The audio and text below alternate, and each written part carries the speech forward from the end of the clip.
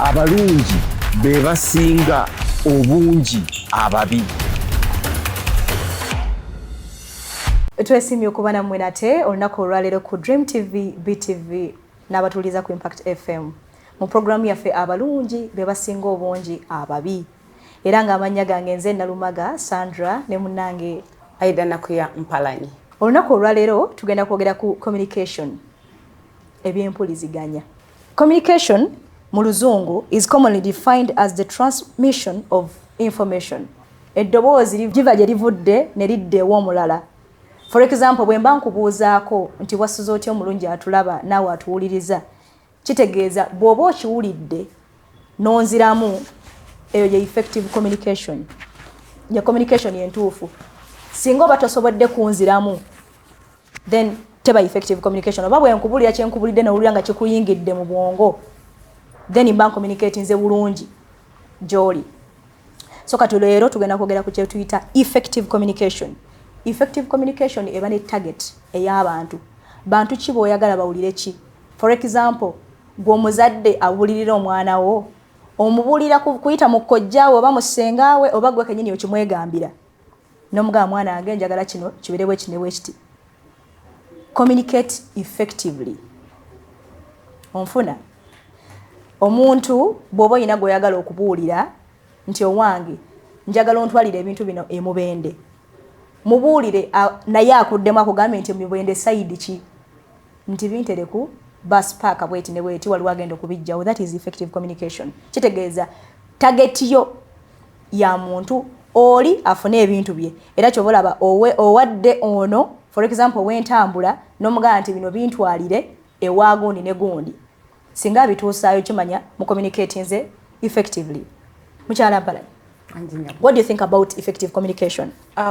Woyogedde ku kigambo communication nze nkifunyemu ebintu bibiri ate nga byonna bya lulimi Luganda. Mulimu okutegeeragana n'okwogerezeganya.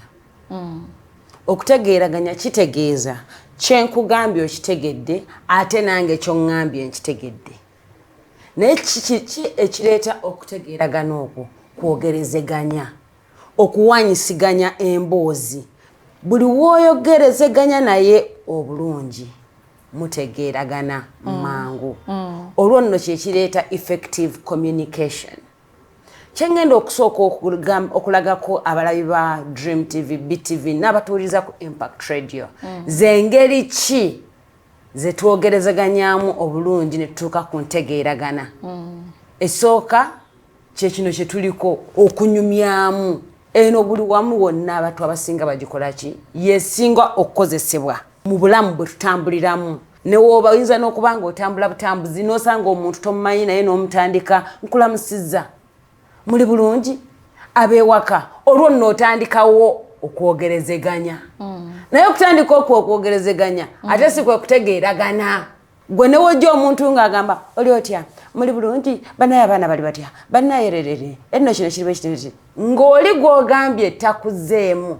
Osigala weebuuza ekibuuzo nti naye ddala omuntu ono antegedde oba tubadde twogera lulimi lwe lumu oba paka ng'omuntu oyo akuzeemu awo omanyira nti akutegedde. Awo nno wava okutegeeragana. Eyo effective communication. Ate mu kwongerako communication erimu ebintu bibiri. Mulimu hearing ne listening. Abantu abamu tebabyawula bino ebintu. Naye omuntu akugambye ekintu n'okiwuliriza n'okitegeera, kitegeeza obadde attentive, owuliriza, that is listening. Otutta okaseera n'okifumba mu bwongo bwo n'otegeera kyategeezezza. Okwo kwe kuwuliriza. N'amanya oŋŋamba ki? N'akirespondingako n'agamba nti kino kyagambye, this is what I'm supposed to do. Naye waliwo omuntu gw'ogamba ekyo n'akiyabuuliza. N'awulira. N'agenda. N'atambula. Tategedde nakyo yogedde. Omala mubuuza bugaza naye ontegedde. Wala ekomane gwe batuma ku dduuka n'agenda n'aleetamu ebintu ebirala. Oli mutuufu nnyo. That is hearing. Yabawulidde buulizi nti omutumye genda. So ate gw'otuma n'agenda nga n'okubiyimba abireeta watuuka wali n'abyerabira n'aleeta ebirala. Oyo aba awuliriza oba naye aba awulidde buulizi. Wabaawo ekitali kituufu aba yeetaaga ssabira. So mu effective communication gwe omulungi andaba jokera program yaffe bagiyita abalungi be basinga obungi ababi kati gwe omuzadde raising omwana wo making sure nti omwana wo akola kye bayita listening okuwuliriza so si hearing okuwuliriza kisukka amatu gano nekigenda munda ku bwongo naye okuwulira kikoma ku matu obadde ngambye njogere ku nkola ez'enjawulo eziri mu kwogerezeganya n'okuwuliziganya mulimu okunyumyamu emboozi nga wano kyetuliko kyetukola mulimu okugoberera obubonero gestures omwono mwe muli okubeera nga tulina kitwogerako kaŋŋambe wano ku TV tulina ekigenda mu maaso oba newaka oba ne mu ggwanga cabinet meeting etudde president alina kyayogera ku ministry emu kangezeeko nga ministry ey'ebyensimbi n'agamba nti eggwanga Uganda likozeseza trillion bweriti ogenda okola nga minisita w'ebyensimbi akolawa gwe kikyotegeeramu meaning either president otulimbye oba byoyogedde minister si byakola ki si byayina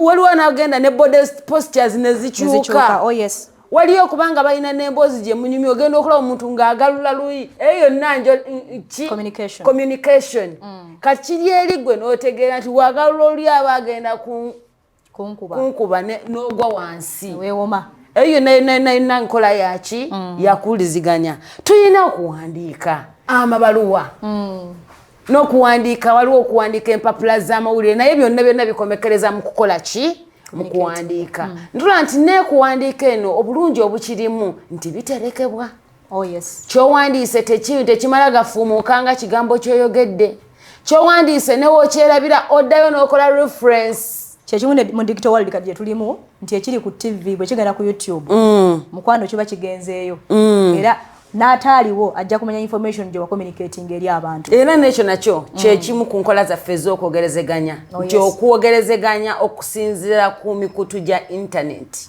kyekyo digitalizing everything kati ne TV za digital ne radio za digital amasimu ga digital tugenda katutula ne mita z'amasannyalaze za digital so communication buli kaseera ebeera ekola ki ejja balabanga ekisose tekiri effective tekyogerezaganyiza bulungi n'abantu abantu tebakitegedde ne bagamba okukitegeera tukole tutya nti luli omuntu abadde ala mita y'amasannyalaze ng'etambula pwa nga tasobola gibala naye kati nkutadde ku kadigito buli uniti gy'okozesa pwa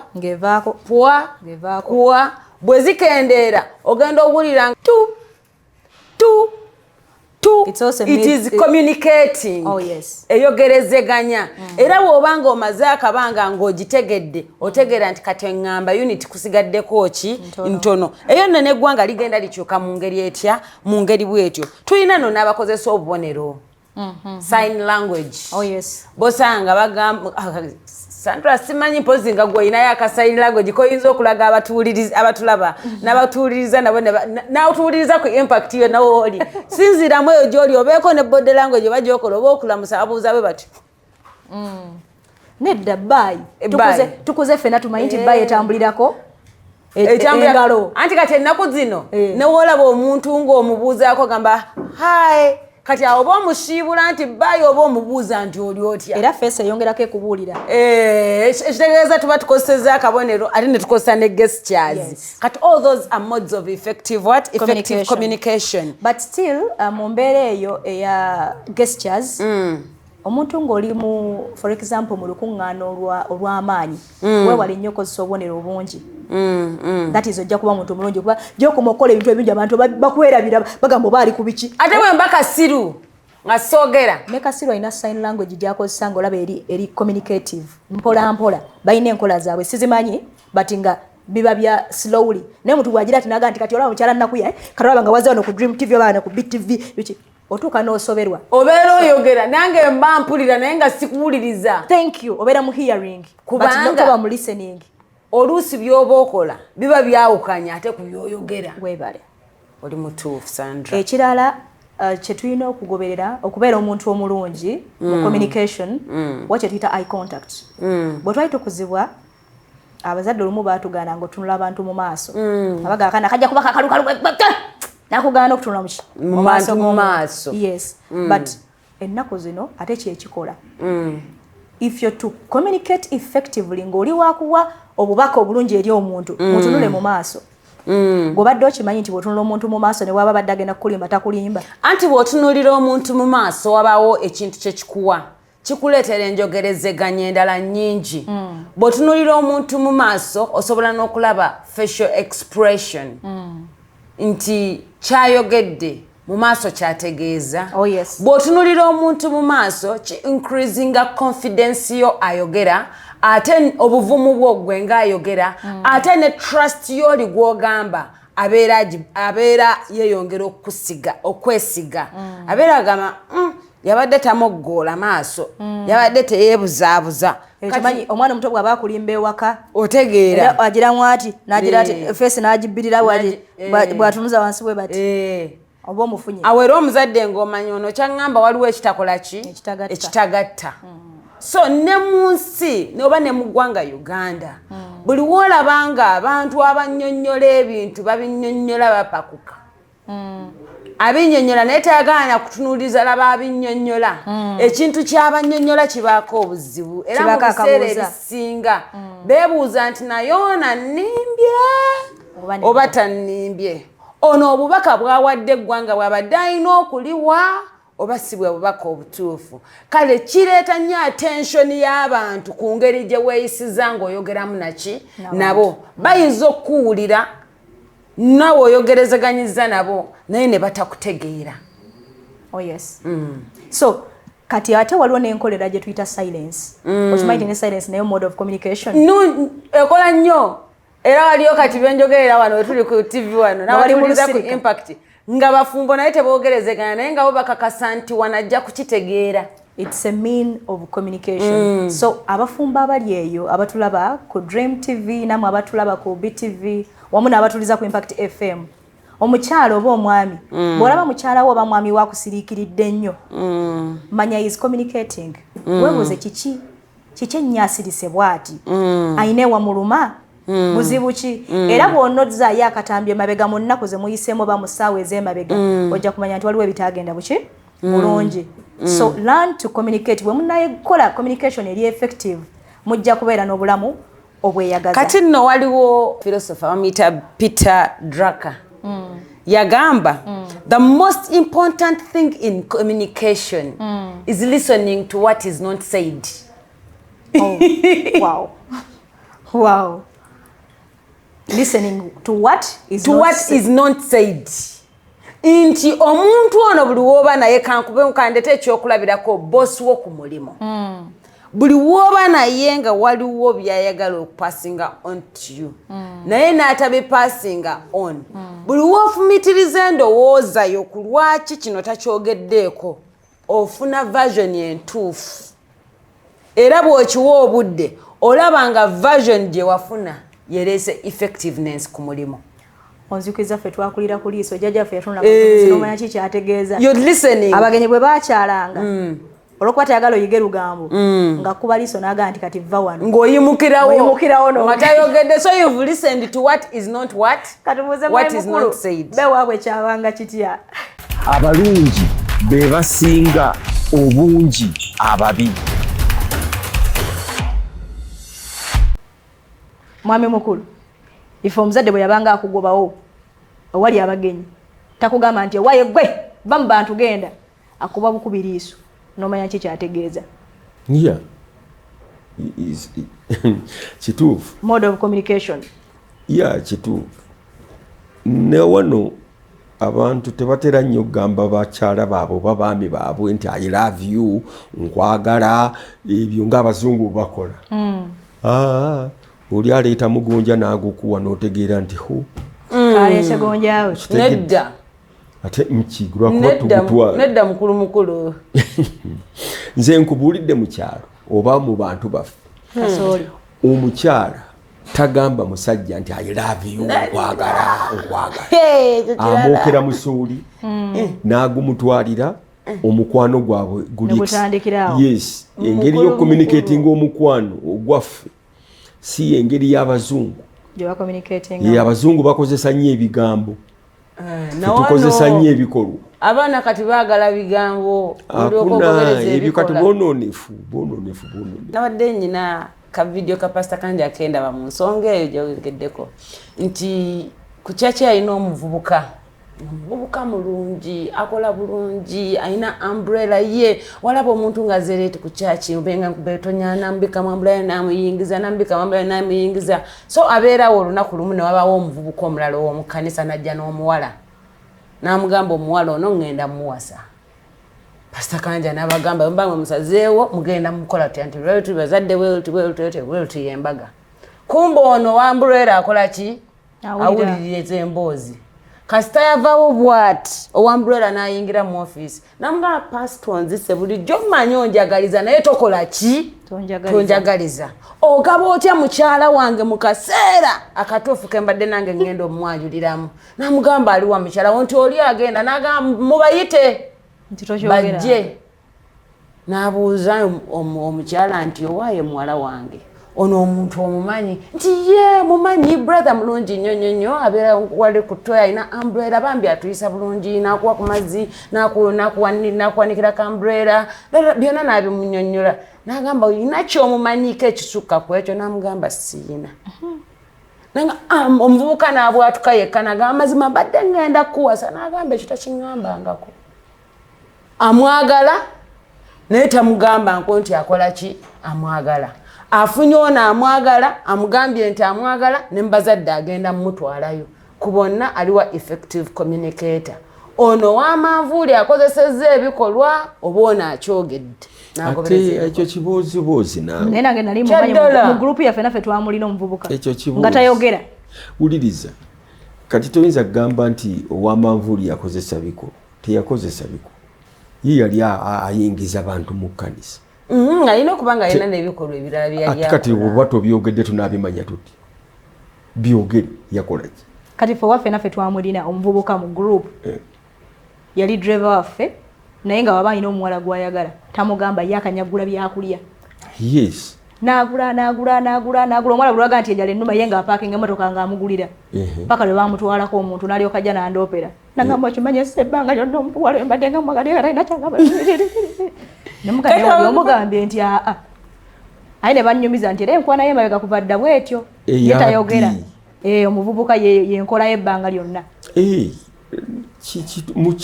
buli omu alina engeri nati nga toyogedde nze mba oyinza okukikola nga toyogedde tetwakalaba abantu abagudde mu relationships nga tebayogera nakyo kisoboka owulidde nga tebayogera naye nga buli omu yamanya bumanya nti waliwo connection yes waliwo connection eyo ne beesanga bwesanze nga bagenze mu maaso abalala boogera so they listened to what wasn't said waliwo kye tuyita intuition waliwo kye tuyita inspiration waliwo kye tuyita revelation bintu bisatu byanjawulo ate byonna biri mu communication webale kakati oli oyinza okubikkulirwa nti akwagala nga talina kyagambye inspiration nakuinspiringa mu byakola kiki nakukola kino nakukola ebintu oba nakuwaana nakuinspiringa nomanya nti oyo akola ki anjagadde yes intuition muli oba okiwulira munda ng'omutima gwo gumwagala yes bw'atabaawo owulira ng'omumisinga okitegeera kiri munda muli so omulala atuuka kabika ke okwata bukwasi rape waliwo abaraping rape nayo communication rape communication ya violence ekitegeeza abantu balowooza nti rape eri just eri mu it is a mode of communication omuntu oyo gw'okikozeeko nti gwe wamwagala naye tolina nogaa nti kati nze kijja kijje it's a communication of abuse it's a communication of violence kitegeera so communication yangeri nyingi oyinza okusirika noba nga ocommunicatinga better era ekyo ekintu abantu bangi bakiina bakama baffe ku mirimu bakikozesa nnyo nabo oyinza okuleekaana noba nga ocommunicatinga better oba worse oluusi abatera okuleekana aba tewali kyebayisaawo kati nze kyegambye ekyo nti omuwala ye bamukwata n'atya okuwoggana ng'atya bazadde bo muwulira but up to today bali mu bufumbo. Wow. Okitegedde? Ngali mbufumbo From ne rape. yakwata. Yes. Baana bana. Olidde? Nedda baleka bamala ne ba agreeing ne bategeeragana. It doesn't matter. What matters is communication yasooka yali yetya. Olidde? So in communicating tulina okumanya si buli kigambo ekyogerwa kitegeeza kyekigamba. Ekyo kiba kyogeredde. Ffe mu kusoma ani theatre of the absurd mulimu obutugambira. Ani agamba nti ebigambo bikaddiye nnyo tebikyalina makulu. Bitya. Nti bw'ogamba omuntu ndi good morning addamu buzi nti I'm okay. So temuli makulu. Nedda. Effectively, it would be to a good morning, good morning. How are you? If I'm not fine, I'll tell you I'm not fine. Anti omalaga. Wasuzotya. Omalaga because kati ne Uganda omuntu ne bwafiirwa era bw'omusanga ali mu kufiirwa n'omugamba nti wasuzotya nnyabo. Bulungi. Anti oli yafudde sinze yafudde. Oba wasuze bulungi ddala. Ate ziwalusonga ki? N'okufa gundi ono gwewakana buwakanyi. Nedda si wakana buwakanyi kubanga. Tusingako. Oli okugamba nti nga kitalo. Kitalo muna. Tekikyalina makulu. Ate lwaki? Anti kubanga kyogerwa bwogerwa. Tekyogera bwogerwa. Gwafuuka mukolo. Ono akyogedde aba akitegeeza. Nedda. Si buli omuntu akitegeeza. Lwaki kyogera because yakiyiga okukyogera. Ate nze ntegeera nti ono akitegeeza ono takitegeeza. Kubanga amagezi go ge galina okugamba. Nti ono akitegeeza. Yes, ono takitegeeza. That is kiri kyotandikiddeko okusoma ebiri wansi w'ekyogeddwa. Olina okumanya ono ayogedde akitegeeza oba nedda. Era fesi yabe kusobola okubuulira. Naye si buli muntu asobola okusoma ebiri wansi w'ebyogeddwa. Abalala tebakimanyi era bw'obusanga awo nga boogera bugambo bya kungulu buli kaseera. Nga tebabitegeeza. Bo babyogera balowooza bitegeeza ekintu kyonna naye nga babimanyidde, they just go around the words. Tewakyali makulu gaabyo. Mukulu. Mulimu tya nti gyetuli. Nti gyetuli. Wona wotusanze. Kati wuliriza. Kati eyo okiddamu ekyo mbu gyetuli wa. Kati owandizeemu otya nti muli mutya tuli bulungi. Kyenkugamba ebigambo tebirina makulu. Gwe kinoonya ekigambo eky'amakulu kiwandizeemu. Nti muli mutya bulungi. Ate lwaki oli akubuuza nti muli mutya n'oga nti gyetuli. Ate nga ge nti muli mutya. Oli akubuuza nti oli otya. Ate gwe n'omuga nti gyendi. Ate nga akubuuza nti oli otya. Bulungi. How do you eat? Nedda sewo. Ate how are you? Oli otya. How are you? Andi how are you? Otya. Oli otya. Oli otya. How do you eat? How do you eat? Ate oli otya. Anti yeyo how do you eat? Oli otya. Ate oli otya. These are two different. Waliwo oli otya, yeyo gye tubuuza oli otya. Then wabawo ne kuliko ekisobo ku byombi kuliko ekisobo. Ekitegeeza wali nedda ffe abayinza okuba nga tubyogera bubi. Kuliko ekisobo. Waliyo abagamba oliyo otya nno. Weebale nnyo. Olaba? Kati otandika amagezi gatandika okukujjira. Olidde. Naye toyinza nti oli otya. Akati kitegeeza ki? Tewali. How do you eat? Yes, how do you eat? So naye kati goddamu buzi gyendi ate naawe noddamu ekisobo. Nti naawe oli otya. Noddamu nti gyendi ate nga tebannakubuuza gy'oli. Kyogamba nti abantu bali batusingako ennimi ez'enjawulo zikozesa ebigambo eby'enjawulo. Waliyo bw'ogamba bosanga kugambe ati ennimi. Nti kiki? Oliyo otya nno. Ebyo situbimanyi naawe tetutawaanya na nnimi ze tutategeera. Zonna ze zikola. Nkugambye nkugambye ebigambo bye mmanyi bya Luganda na Luzungu. Ebyo ati ennini ogira obireka. Nze nkugamba kye mmanyi wano. Nti ebigambo ebimu bikadde nnyo tebikyalina kiki. Ng'ekigambo nkwagala. Tekikyalina makulu. Kati ebikolwa kati mwemukulu kisinzira ni gw'okigambye. Anti nze nkubuulidde kati gwe olukiwulira goloza nti ategeeza nti akwagala. Naye nga amakulu gaakyo temuli. Ayinza okuba nga akwetaaga. Mwina kyemulina okwogerako akwagala mukyogereko. Onjagala wa? Wenna ng'omuntu. Onjagaza ki? nkwagala onjagaza kisinziira wa wakyogeredde nani kisinziira ku gwakigambye sifayo kukisinziira ndi ku kigambo ani mukulu communication yonna ekolebwa ebeera ne basis ate communication yonna ekolebwa ebeera ne audience oli agifuna kyenkugamba kati gwomala gwogera nedda nze nkugamba bwiti ebigambo ebisinga tetumanyi makulu gaabyo anymore olw'okuba tubikozesezza nnyo bifuse bya bulijjo nnyo twogera bwogezi nti Alex oli otya nti gyendi muli muti eyo ate ambuuza nti muli muti eyo nze naani nze naani ategedde atya lwakitanga nti abeeko balese otya kati nakigase lumwale mekubuza amala googera nti amala googera kubanga ekigambo bikadde tebikyalina makulu oli otya eyo ko nange nti gyendi naye n'atategeera nti naasajje muzzeemu nfu n'agenda ng'amatidde ti Alex namusanze ali bulungi ate nga nze namugenda nti gyendi saamugambye obandi bulungi mu context entuufu twandibadde tukozesa tutya okufuna effective communication okutegeera n'okutegeeraganya okwogerezeganya n'okutegeeragana ku kyetwogedde olina okulowooza nga tonnayogera n'osenjeko ebigambo ddala byoyagala okwogera ate ng'ogenda kutegeeza ebigambo ebyo kye bitegeeza ekyo okusengeka n'okutegeera ddala kisinziira woogenda okipresentingira tewali wopresentingira byakwogera nga totegese nga tolowoozezza anti mukulu era kyekiri kyobadde otuteekamu nti katugeze nze entambula byange naye mu kutambula ebyange empiseeko ewo waggule nenkulengera nekugamba mukulu oli otyasaba nkulamusiza ya yinza okukuddamu oba obutakuddamu namusiza mbadde mufu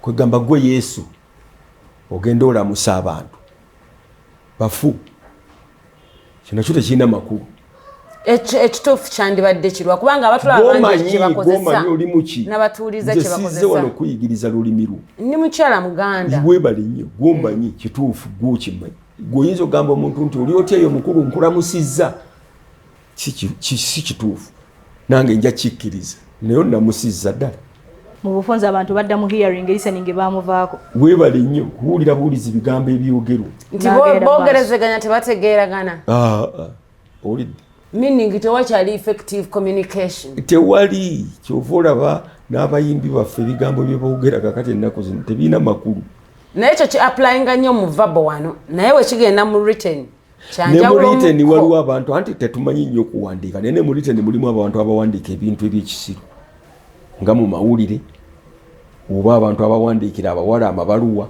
gakyaliyo ate yiye bagawandiika lwaki tegakyaliyo temuwandiikira ku gundi ku emojis ku simu okay temuwandiika nga kaddole kaliwe kati byebyo ebiddako kati nono naweereza kano akaliwe kati nammwe bye mujja okutandika noli naweereza kalanga ka butima bwe kati biina amakulu in fact biina amakulu okusinga n'ebigambo kubanga bino bikolwa ate oba okitegeera oli akozebwa ati n'otegeera nti ddala ndi okay kirina amakulu okusinga oli okuga nti amufine kiki oyinza okuweereza omuntu akantu nakuweereza akaddole nga kafa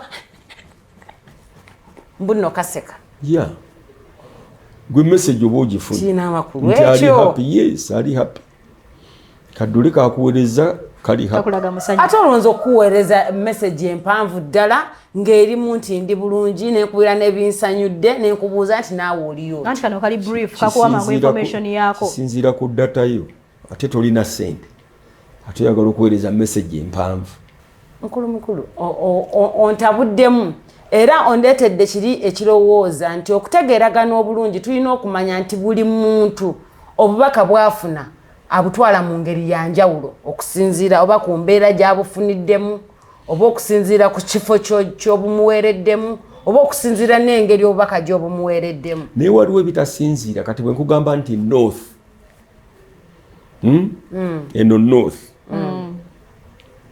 north tesinziira ku ggwe oba ngeri gy'ogitegeera north eriki tesinziira ngeri gyayimiriddemu nedda ne waba ayimiridde ng'atunudde mu south kasitanze muga nti north eri si tekiba kikyo okugamba nti nze nkitegeera bwe nti kisinziira north kisinziira engeri gye ntuddemu oba gye nnyimiriddemu mbu west nakyo kisinziira nedda waliwo ebintu ebitasinziira ng'amazima nakyogera wano tegasinziira ku ggwe tegasinziira ku opinioni yo amazima teba opinioni yo teba yange watifunga opinioni yange yennyini ge mazima ate awo teba tekyali opinion gaba mazima mu bufunze tutandikira mu programu yaffe eddako abalungi bwe basinga obungi ababi anti akadde katuliridde empinga